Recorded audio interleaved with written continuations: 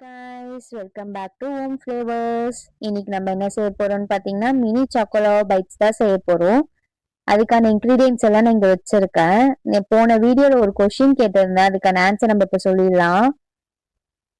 6 June அன்னைக்கு பிறந்த குழந்தைக்கு என்ன பேர் வச்சிருப்பாங்கன்னு கேட்டிருந்தேன். அதுக்கான ஆன்சர் பாத்தீங்கன்னா அர்ஜுன் தான் அதோட ஆன்சரு.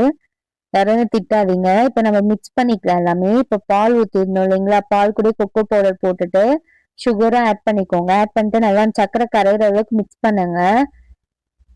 இந்த அளவு மிக்ஸ் பண்ணதுக்கு சக்கரை கரைஞ்சதுக்கு அப்புறம் மைதா மாவு ஆட் பண்ணுங்க.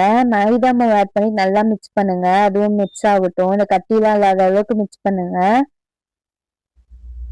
நல்லா மிக்ஸ் ஆகட்டும். இன்னைக்கு நான் உங்களுக்கு விடுகதை தான் கேட்க போறேன். கசக்கி பிறந்தாலும் கடைசி வரை இனிப்பான் அவன் யார்? உங்களுக்கு தெரிஞ்சா கமெண்ட் பண்ணுங்க. இதுக்கான ஆன்சர் பாத்தீங்கன்னா நெக்ஸ்ட் வீடியோல நான் உங்களுக்கு ஷேர் பண்றேன். இந்த அளவு மிக்ஸ் பண்ணுங்க. அதுவும் ஒரே டைரக்ஷன்ல மிக்ஸ் பண்ணுங்க. ஆனா அந்த கட்டி எதுவுமே இல்லாத அளவுக்கு மிக்ஸ் பண்ணுங்க.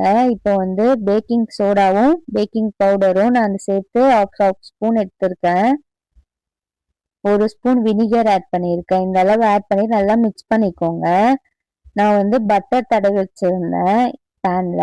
நம்ம இப்ப அடுப்புல வைக்கிறதுக்கு முன்னாடியே நம்ம ஊத்திக்கலாம் எல்லாமே. 1 ஸ்பூன் ஊத்துங்க போதும். அதுக்கு மேல சாக்லேட் நல்லா டிப் பண்ணிட்டு அதுக்கு மேல இன்னொரு ஸ்பூன் ஊத்த போறோம் நம்ம. இந்த அளவுக்கு ஊத்தி எடுத்துக்கோங்க.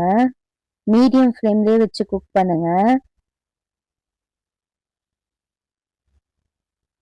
இந்த அளவு குக் ஆகி வந்ததுக்கு அப்புறம் எடுத்து சர்வ் பண்ணுங்க. இந்த வீடியோ உங்களுக்கு பிடிச்சிருந்தா லைக் பண்ணுங்க, ஷேர் பண்ணுங்க, கமெண்ட் பண்ணுங்க, சப்ஸ்கிரைப் பண்ணுங்க.